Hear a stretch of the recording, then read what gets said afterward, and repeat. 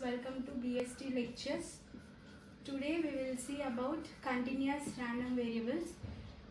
In the previous lecture I have discussed about continuous random variables, and today we will discuss with an example.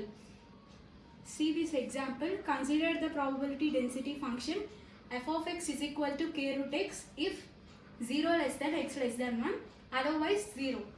So first let us find first one. First one is find k. We have to find k. Here given f of x is equal to k root x and the limits are 0 less than x less than 1, right?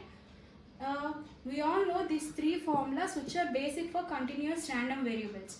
To find this, first we have to do integral of minus infinity to infinity f of x is equal to 1. Right? Now let us substitute this formula. In this formula, here f of x is equal to k root x. That implies minus infinity to infinity k root x is equal to 1. Now we have to split this integration as minus infinity to infinity is equal to, here they given limits to us, right? That is 0 to 1. We have to write after this and before this.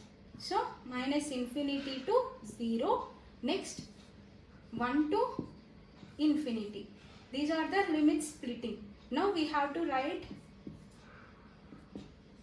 minus infinity to 0 k root x plus 0 to 1 k root x plus 1 to infinity k root x is equal to 1. Now we have to solve this. Here if the x is between only in this limit, then the function is k root x. Otherwise it is 0, right? Now this is 0, this is 0. We just wanted to find this one. Now let us see.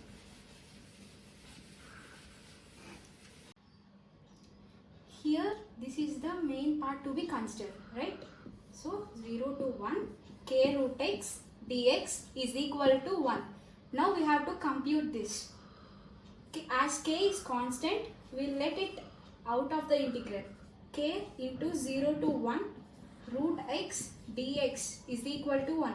Now we have to find the integration of root x. As we know that integral of x power 1 by 2 dx. We can also consider this as this because root value is 1 by 2. So we know the formula integral of x power n is equal to x power of n plus 1 by n plus 1, right?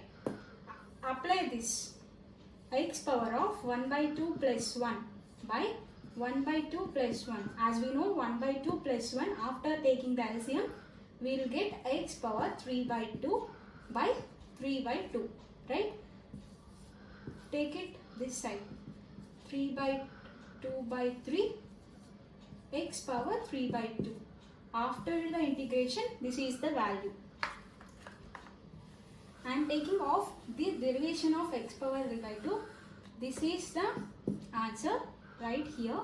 K into 0 to 1, 2 by 3 x power 3 by 2 dx is equal to 1. As integration completed, I am removing this symbol and writing these limits in like this. As I removed the integration, then what's the use of dx? Completed, right? Integration is completed. So I am writing here. Now apply the limits. K into, as this is constant, we can take it out. 2 by 3. Next x power means 1 power 3 by 2 minus 0 power 3 by 2 is equal to 1. Anything power 1 is 1. 1 minus, this is also 0. 1 minus 0 is 1. 2 by 3 k into 1 is equal to 1. K something into 1 is the same thing, right? So 2 by 3 k is equal to 1. K is equal to 3 by 2. We have computed the first one, k value is equal to 3 by 2. Now let us see the second one. Now let us see the second sum. 0.3 less than or equal to x less than or equal to 0.6. This is our second question. In the first question we have got k is equal to 3 by 2. This is the formula which we have to use in this scenario, right? Let us write again the formula p of a less than or equal to x less than or equal to b is also, we can write this is also same, this is also same. We can use this formula for either of the types, right? That's why I am writing x less than a less than or equal to x less than or equal to b. We can use it for the both. So I am writing like that, is equal to a to b f of x dx. Now we will substitute this in this. 0.3 to 0.6 f of x means k root x dx. We know k value. Just substitute. This is the k value.